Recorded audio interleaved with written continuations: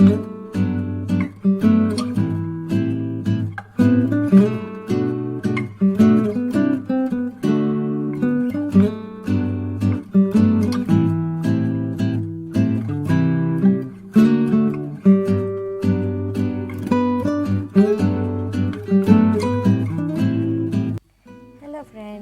છે તમારું મારી કુકિંગ ચેનલમાં।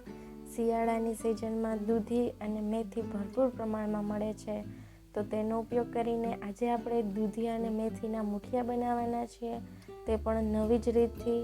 તો રેસીપી બનાવવાનું સ્ટાર્ટ કરીએ। સૌથી પહેલાં આપણે જોઈશે એક મોટો બાઉલ ભરીને બાજરાનો લોટ, એક નાનો બાઉલ ચણાનો લોટ, એક નાનો બાઉલ ઘઉંનો જાડો લોટ, એક બાઉલ મેથી, એક બાઉલ દૂધી ખમણેલી, એક બાઉલ લીલી કોથમીર, એક બાઉલ લીલું લસણ અને એક મોટો બાઉલ લીલી ડુંગળી, તેનો લીલા પાંદડાનો પણ ઉપયોગ કર્યો છે। ત્યાર પછી આપણે સૂકા મસાલામાં જોઈશે લાલ મરચું, સ્વાદ પ્રમાણે મીઠું, ગળપણ માટે ખાંડ, અડધી ચમચી હળદર, ધાણા જીરું અને અડધી ચમચીથી પણ ઓછો ખાવાનો સોડા અને અડધા લીંબુનો રસ,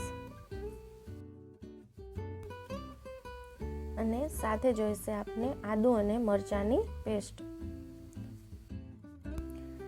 હવે એક વાસણમાં આપણે એક મોટો બાઉલ બાજરાનો લોટ લઈશું, તેમાં આપણે એક નાના બાઉલ જેટલો ચણાનો લોટ ઉમેરીશું।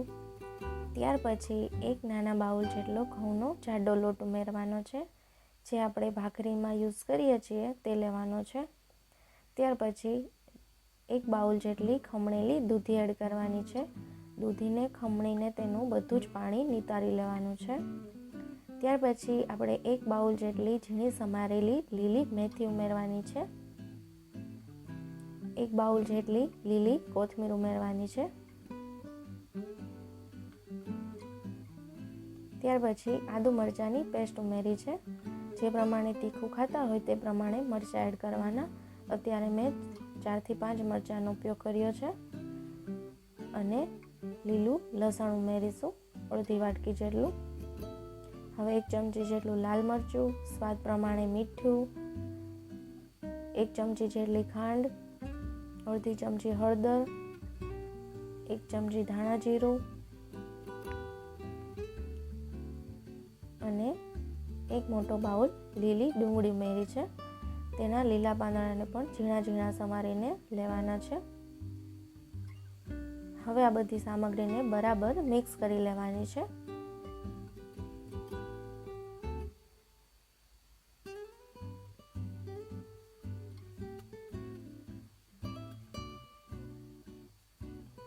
હવે આપણી બધી સામગ્રી મિક્સ થઈ ગઈ છે।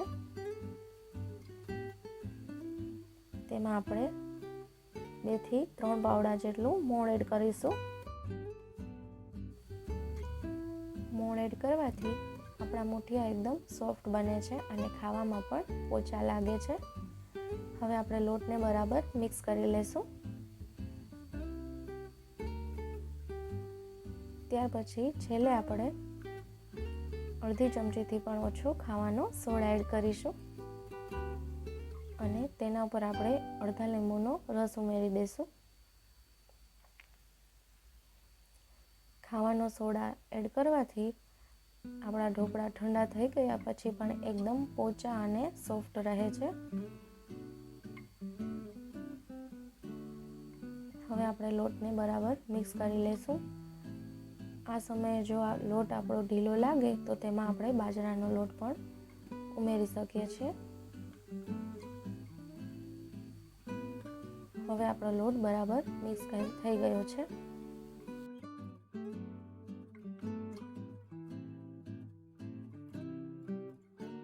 હવે 1 ચમચી જેટલું તેલ એડ કરીને લોટને બરાબર ગૂંથી લેશું।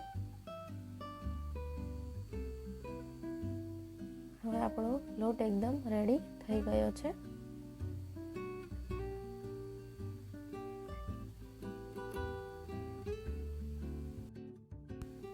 હવે આપણો લોટ રેડી થઈ ગયો છે। મુઠિયા બાફવા માટે આપણે એક વાસણમાં પાણી ગરમ કરવા માટે મૂકીશું. તેની ઉપર આપણે કાણાવાળું છીબું મૂકી દેવાનું છે અને છીબાને તેલથી બરાબર ગ્રીસ કરી લેવાનું છે.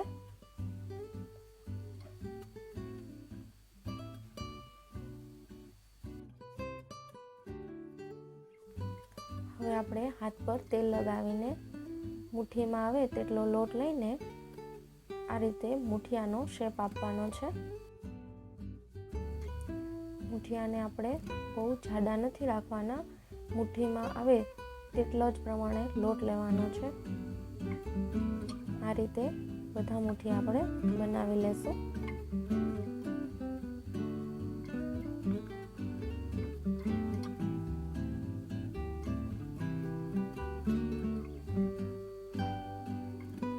આપણે આ રીતે બધા મુઠિયાને ડીશ ઉપર ગોઠવી દેવાના છે અને તેને ઢાંકીને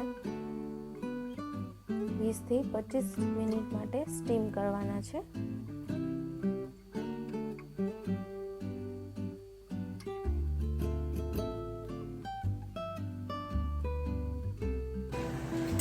હવે 20 થી 25 મિનિટ થઈ ગઈ છે. આપણા મુઠિયા ચેક કરી લઈએ. આપણા મુઠિયા બરાબર બફાઈ ગયા છે. છરીથી આપણે ચેક કરી લેવાનું. છરીમાં લોટ ચોંટે નહીં તો સમજી લેવાનું કે આપણા મુઠિયા ચડી ગયા છે. હવે આપણે બધા મુઠિયાને એક પ્લેટમાં કાઢી લઈશું અને તેને 10 મિનિટ માટે ઠંડા થવા દેશું.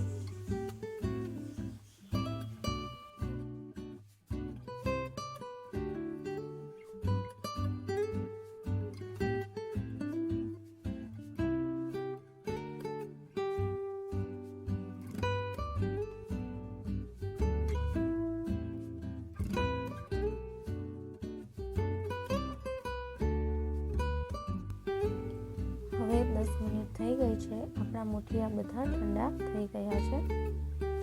હવે આપણે મુઠિયાને નાના નાના પીસમાં કટ કરી લઈશું.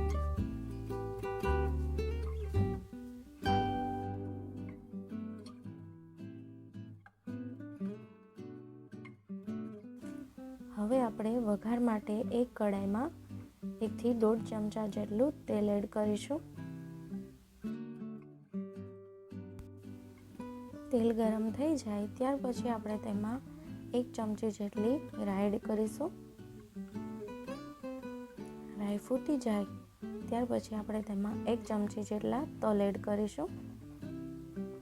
ત્યાર પછી મીઠા લીમડાના પાન એડ કરવાના છે.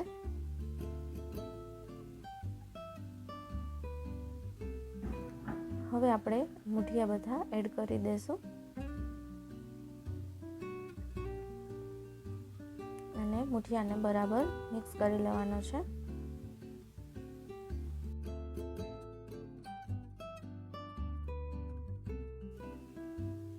હવે આપણા મુઠિયા બરાબર મિક્સ થઈ ગયા છે.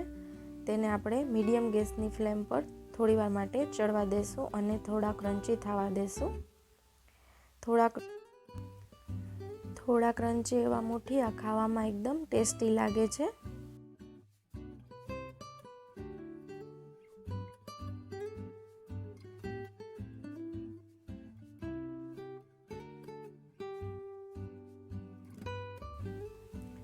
હવે આપણા દૂધી મેથીના મુઠિયા રેડી થઈ ગયા છે. તેને આપણે સર્વિંગ પ્લેટમાં કાઢી લઈશું.